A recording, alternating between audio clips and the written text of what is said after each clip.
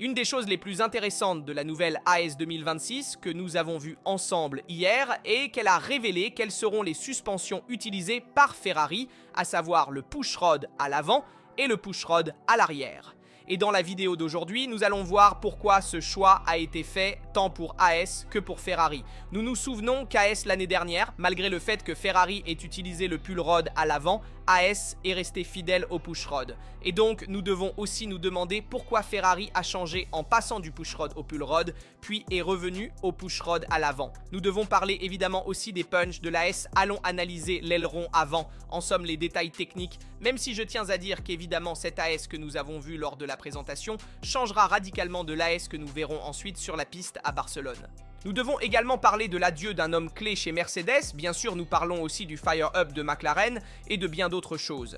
Avant de commencer, je vous rappelle de laisser un like, de vous abonner, d'activer les notifications pour ne manquer aucune vidéo sur le thème de la Formule 1 et sur Ferrari. Nous nous voyons ce soir, bien sûr, pour le live de présentation de la nouvelle Audi qui commence une nouvelle ère en Formule 1. Lorsque la nouvelle AS VF26 a été présentée, beaucoup ont regardé les couleurs, les détails de la livrée, les choses habituelles.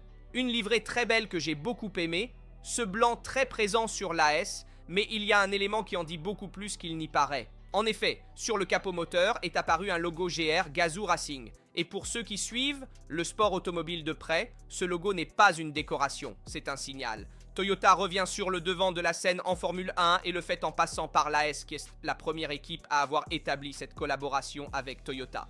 Nous nous souvenons également dans le passé de l'utilisation de l'AS de la Galleria del Vento de Toyota. Et Toyota veut le faire sans annonce, sans conférence de presse, sans proclamation.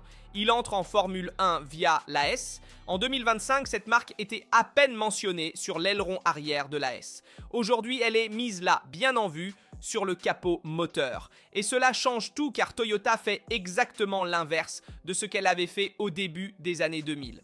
À l'époque, elle est entrée en Formule 1 avec des investissements énormes, des infrastructures pharaoniques, un personnel de haut niveau et n'a jamais gagné de course. Aujourd'hui, la philosophie est complètement différente. Pas de tapage, pas de dépenses folles et il n'y a même pas de retour officiel. Juste une présence constante et progressive. Et ce qui se passe est une intégration silencieuse d'hommes de Toyota dans le projet de l'AS. Il n'y a pas seulement des autocollants, il y a aussi des personnes, des ingénieurs et des infrastructures mises à disposition de l'AS par Toyota. En effet, selon plusieurs indiscrétions, le programme Testing Previous Car de l'AS, donc des tests avec les voitures présentes, sera géré presque entièrement par le personnel de Toyota. Et cette nouvelle est très importante car elle nous fait comprendre un passage clé. Il faut de la formation, il faut le savoir-faire que l'AS donne à Toyota pour entrer en Formule 1. Et c'est un investissement loin d'être marginal, au point que Toyota aurait déplacé vers la Formule 1 environ un tiers du budget qui allait auparavant au VRC, donc au rallye. Donc la question inévitable, pourquoi tout ce silence? La réponse est unique. Il y a la Power Unit, c'est-à-dire que l'AS est liée à Ferrari pour le moteur, la boîte de vitesse et les suspensions, et à Alara pour le châssis, un package technique déjà défini et déjà fonctionnel. Mais à partir de 2026, une nouvelle génération de Power Unit entrera en vigueur. Règlement écrit il y a quelques années, en particulier en 2022, à un moment où la Formule 1 n'était pas dans les plans de Toyota. Et donc pour revenir vraiment, Toyota devrait développer sa propre unité de puissance, développer un moteur. Et c'est un grand point d'interrogation. Quelle direction la FIA prendra-t-elle à long terme? Si la Formule 1 s'oriente vers une technologie compatible avec la vision industrielle de Toyota, alors oui, le retour officiel pourrait devenir réalité. Sinon, Toyota continuera à faire ce qu'elle fait actuellement, observer, se préparer, mais ne pas s'exposer. En substance, Toyota est là, elle a fait ce partenariat avec nous exprès, mais ce n'est pas un hasard, ce n'est pas juste une opération de marketing. Quand un géant comme Toyota agit ainsi, dans le silence, ce n'est généralement jamais un bluff. La vraie question n'est pas de savoir s'ils reviendront en Formule 1, mais quand ils décideront que les règles valent la peine pour un retour dans la catégorie reine. En effet, nous avons vu qu'il n'y a pas eu de véritable présentation de l'AS, ils ont montré les images en ligne comme ils le font depuis plusieurs années. Mais la chose qui m'a le plus impressionné n'est pas tant la livrée, que j'ai particulièrement aimé, ce blanc éclatant, puis très agressif, toujours avec les couleurs blanc, noir et rouge. Cependant, ce qui a particulièrement attiré mon attention, c'est le logo GR de Toyota Gas Racing présent sur la carrosserie de l'AS. très grand dans la zone du capot moteur sur TGR. Et cela souligne encore une fois la volonté de Toyota de renforcer une collaboration encore plus importante avec AS. Dans le passé, nous voyions toujours un petit logo, maintenant il devient de plus en plus grand. Symptôme que Toyota veut revenir en Formule 1. Nous avons vu beaucoup d'autres géants revenir en Formule 1, par exemple Audi elle-même. Eh bien, selon moi, Toyota aura à l'avenir la volonté d'entrer en Formule 1 en tant que protagoniste, donc pas seulement avec une collaboration commerciale, mais aussi en tant que motoriste, peut-être en tant que constructeur à part entière. Bref, nous verrons. Sûrement, c'est un premier pas pour Toyota qui se rapproche encore plus de la Formule 1. Et actuellement, nous savons qu'AS collabore avec Dallara pour le châssis et avec Ferrari pour le moteur, donc ils attendent aussi le bon moment pour entrer en Formule 1, et si la FIA permettra à Toyota d'entrer dans la catégorie reine. Et la WF26 a une personnalité technique, ce qui est un signe important pour une équipe comme AS. Sous la carrosserie, elle est robuste et il y a l'ADN Ferrari avec la traditionnelle triangulation avec Dallara pour la coque. La première véritable nouveauté, bien que peu visible, est la suspension avant qui est à tirant d'eau avec cependant un anti-plongée marqué du triangle inférieur, et c'est une solution audacieuse introduite il y a des années par McLaren, cette solution d'anti-plongée marquée même s'ils utilisaient le tirant d'eau à l'avant. Ce n'est pas un choix banal, cela permet de libérer de l'espace aérodynamique et de mieux gérer les flux devant la voiture. Devant et derrière, l'AS adopte un schéma de push road, s'alignant sur ce qui est désormais la direction dominante des équipes. Bien que nous verrons le choix qu'ils feront cette année, car nous avons déjà vu Cadillac par exemple choisir le pull road à l'avant. Et attention aussi aux détails, en effet, le triangle supérieur est recouvert de carbone pour diriger les flux, tandis que celui inférieur est incliné pour augmenter l'effet anti-dive lors du freinage. À l'arrière, nous entrons dans le territoire Ferrari, en effet, ayant le moteur de la rouge. Les choix de l'AS suivent également ceux que fera le Cavallino sur la SF26.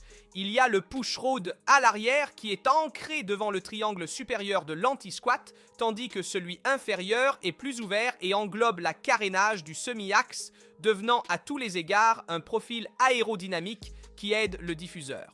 Et puis il y a le museau, avec deux petits renforts larges à la limite du règlement qui créent un véritable tunnel inférieur, une solution plus raffinée par rapport à celle vue sur Audi ou Cadillac, nettement plus conservatrice. Ici, le choix de la suspension push road avec des cinématiques internes dans le compartiment supérieur a permis de creuser davantage la coque et le museau dans la partie basse, et cela compte énormément d'un point de vue aérodynamique. Mais passons à l'aileron avant. Le contrôle de l'aileron mobile est intégré dans le museau, qui cette année doit passer les crash tests de manière plus sévère avec une déformation de type B-Stade. Les parois latérales commencent timidement à créer un effet outwash, qui est, disons, banni par le règlement de la fédération, mais ce sera quelque chose que tout le monde recherche pour essayer d'avoir un plus grand flux d'air propre à l'intérieur de la coque de la voiture et envoyer les turbulences à l'extérieur de la voiture vers justement la voiture derrière. Le système de freinage est Brembo et les jantes semblent être des BBS, comme celles de Ferrari, rien n'est laissé au hasard ici.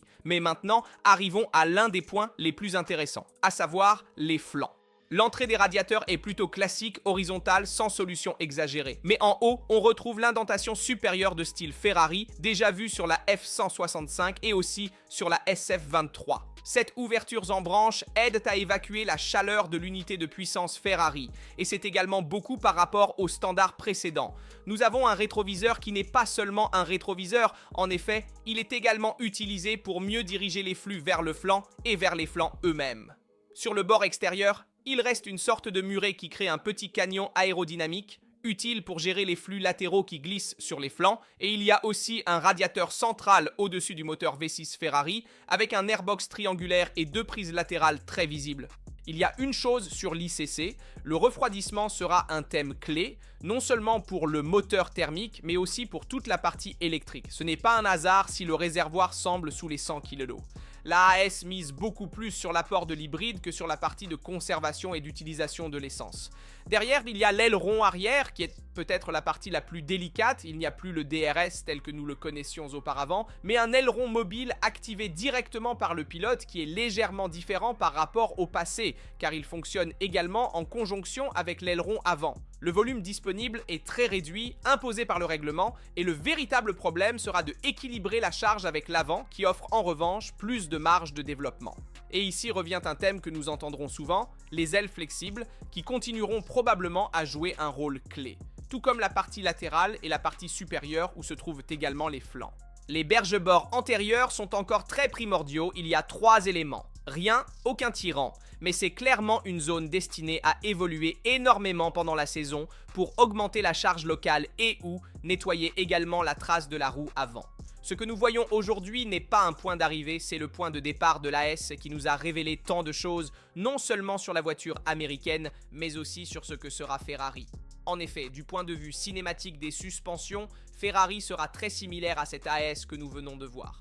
Évidemment, Ferrari sera plus extrême, mais on partira de cette version embryonnaire pour développer une Ferrari beaucoup plus extrême sur cette base technique. Et comme l'a également dit Andrea De Zordo, technicien au sein de la S n'est pas là en Formule 1 pour participer, mais elle est là pour se battre. En effet, l'objectif est d'essayer de reconstruire une saison, celle de 2026, pour essayer d'aller le plus loin possible. Siakon Berman, Che Kon Ocon comme 2 pilotes. Et Berman, nous savons qu'il sera l'avenir de Ferrari dans quelques années, peut-être dès l'année prochaine, avec l'arrivée du jeune pilote anglais chez Ferrari, donc il doit avoir été formé au mieux au sein de l'AS. C'est pourquoi Ferrari cherche à avoir une équipe satellite qui soit la plus proche possible de sa propre équipe et à essayer de faire grandir les jeunes de la meilleure manière possible. Tout comme le fait Mercedes avec Williams, tout comme le fait Red Bull avec Racing Bulls.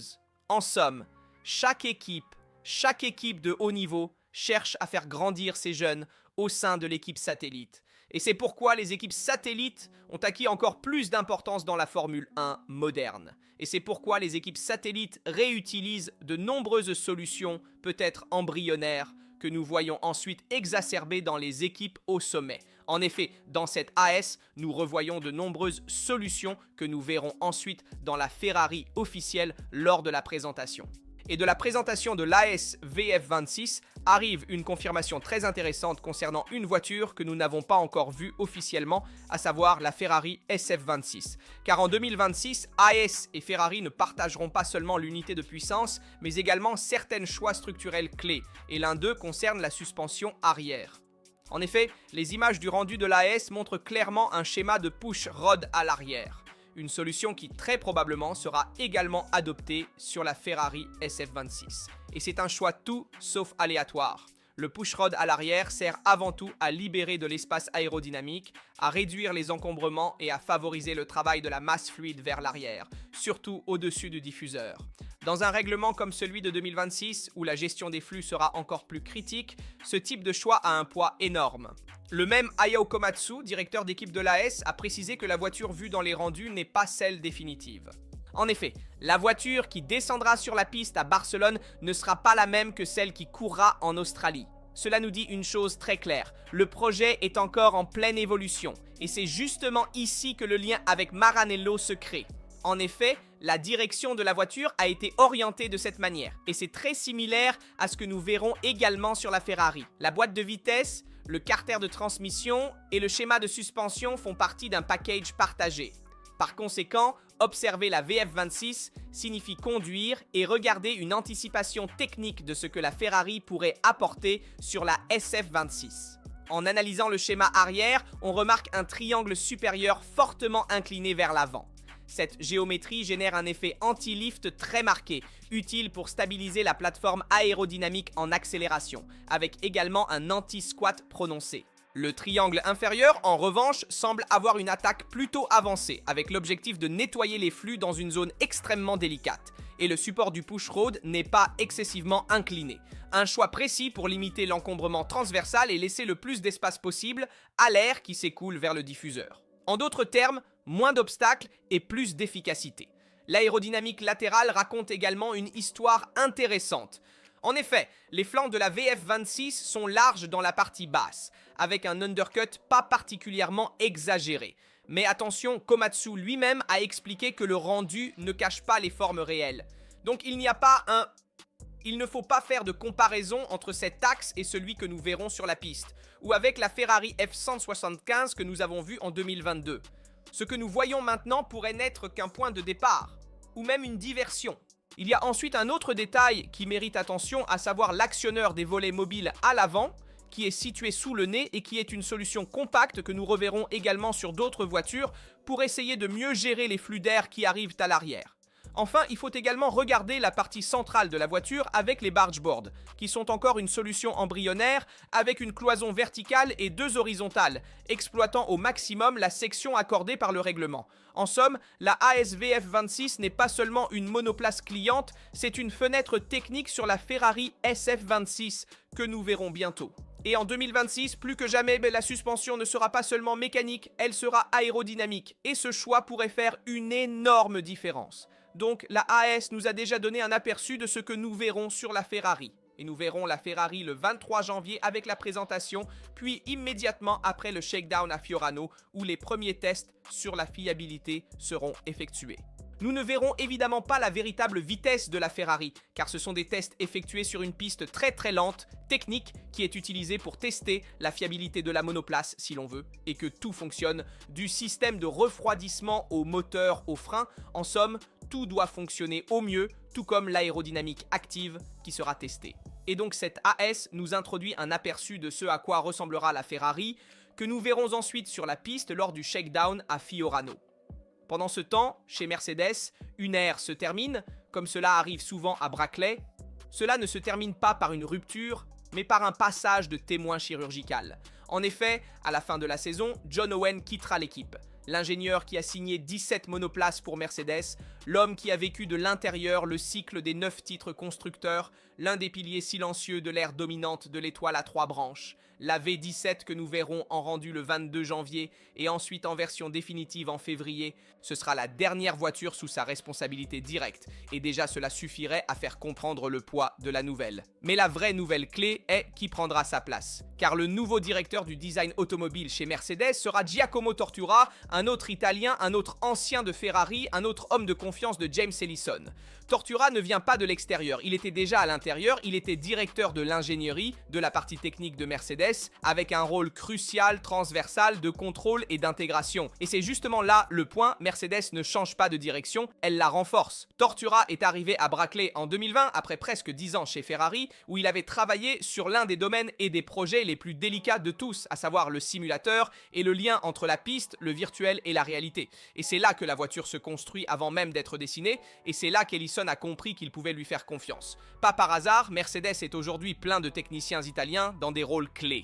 Tortura travaillera aux côtés de Simone Resta, directeur technique adjoint, qui est arrivé et a travaillé par le passé chez Ferrari, puis chez AS, et avec Lorenzo Sassi sur le front de l'unité de puissance. Ce n'est pas une coïncidence, c'est une structure pensée, pas improvisée. Et il y a un autre détail important, avant Ferrari et Mercedes, Tortura a également travaillé chez McLaren, s'occupant de la recherche et du développement, de la dynamique du véhicule et des pneus. Traduit, c'est quelqu'un qui connaît le comportement de la voiture à 360 degrés, tant du côté du simulateur que de la piste, et aussi de la dynamique du véhicule. Donc pas seulement la théorie. La façon dont Mercedes gère ce passage en dit long sur l'équipe. Il n'y a pas de révolution, pas d'annonce tonitruante. Owen partira, il accompagnera évidemment cette voiture durant la transition, mais il quittera à la fin de l'année et sera remplacé, assurant continuité et stabilité en s'appuyant sur Giacomo Tortura. C'est la même méthode qui a permis à Mercedes de gagner pendant une décennie, durant l'ère hybride. Nous saluons donc l'un des grands architectes de l'ère Mercedes, sans bruit et sans polémique. Et en même temps, nous voyons un Italien s'élever encore plus haut, au cœur du projet technique, d'une des équipes les plus structurées de la Formule 1. Et au moment où 2026 réécrit toutes les règles, Mercedes ne cherche pas l'homme du tournant. Elle choisit l'homme de la cohérence et de la continuité. Et c'est un changement qui est passé inaperçu, mais qui est fondamental. En effet, Mercedes fait confiance à un autre Italien, au sein de Mercedes elle-même, un Italien arrivé en 2020, qui a fait ses preuves au sein de Mercedes elle-même, mais qui venait auparavant de Ferrari, où il a travaillé pendant 10 ans, et a également travaillé chez McLaren par le passé. En somme, Giacomo Tortura est un ingénieur qui a déjà fait ses preuves par le passé, et Mercedes choisit de lui donner de la continuité en effectuant ce changement avec Owen, qui laissera l'équipe à la fin de l'année, et c'est plus une transition qu'une révolution. En ce moment historique pour Mercedes, qui est annoncé à tous comme favorite pour le nouveau cycle technique de la Formule 1, eh bien, ils choisissent de donner continuité aussi au point de vue technique en changeant certaines figures clés, mais en maintenant la même ligne et direction. Nous verrons si cela portera ses fruits à l'avenir. Et il y a une phrase qui dit « Les derniers seront les premiers ». Et sans évoquer des citations sacrées, c'est plus ou moins ce que espère McLaren, car l'équipe championne du monde en titre a été parmi les dernières à bouger, dernière ou presque à présenter la voiture, dernière à allumer le moteur. Mais attention, en Formule 1, arriver dernier ne signifie pas être en retard. Souvent, cela signifie avoir attendu le bon moment. En effet, la McLaren MCL40, la monoplace avec laquelle McLaren affrontera le mondial 2026, a été allumée pour la première fois hier à Woking, avant la présentation de l'AS. Un moment symbolique mais aussi extrêmement concret. Le projet est vivant, sous les yeux du directeur d'équipe Andrea Stella et de la grande majorité de l'équipe technique. La voiture a fait entendre pour la première fois sa voix. Une voix qui vient de l'unité de puissance Mercedes, celle tant discutée, tant attendue et tant observée. La vidéo du Fire-Up dure moins d'1 minute. Il n'y a pas de détails, pas de révolution technique, aucun secret dévoilé. Mais ce n'est pas là le point. Le point est que ce son vient directement de l'un des moteurs les plus discutés sur la grille en ce moment, à savoir le moteur de la Mercedes. Et la Meckel 40 fera ses débuts dans le Shakedown de Barcelone, à Montmeló, puis sera présentée officiellement le 9 février, juste avant les essais de pré-saison à Bahreïn, à Sakhir. Et le vrai jeu commencera, car la voiture sera confiée à Lando Norris, champion du monde en titre, et à Oscar Piastri, l'une des certitudes les plus solides de toute la grille. Deux pilotes avec la même ambition, c'est un projet qui vient de loin, car cette McLaren ne naît pas de nulle part, elle naît des deux dernières voitures, celle signée par Rob Marshall et du groupe d'ingénieurs qui dirigent aujourd'hui le développement technique à Woking. La sensation est claire, si la MCL40 sera à la hauteur de ce parcours, alors McLaren n'est pas ici seulement pour défendre, elle est ici pour continuer à dicter le rythme. Le fait d'avoir allumé le moteur plus tard que les autres n'est pas un signe de prudence, c'est un signe de contrôle. Quand tu allumes en dernier, cela signifie que tu as voulu tout régler avant. Et en 2026, avec un règlement complètement nouveau, ce choix pourrait peser énormément. En somme, McLaren a allumé la machine et maintenant il reste à comprendre une seule chose, si ce son sera aussi un avertissement pour tous les autres. Faites-moi savoir votre avis dans les commentaires sur la nouvelle Haas 2026, sur l'arrivée de plus en plus encombrante de Toyota en Formule 1, et aussi des similitudes qu'il y a entre la Haas et la nouvelle Ferrari de 2026. Dites-moi ce que vous en pensez aussi de Giacomo Tortora et de la situation chez Mercedes, du premier Fire-Up, aussi de la McLaren qui est arrivée en dernier par rapport à toutes les autres équipes. Je suis curieux de lire et de répondre à tout le monde. Comme toujours, je vous rappelle de laisser un like, de vous abonner, d'activer les notifications pour ne manquer aucune actualité sur le thème de la Formule 1 et sur le thème de Ferrari. On se retrouve ce soir avec le live de présentation d'Audi ici de Reims, c'est tout. On se retrouve dans une prochaine vidéo.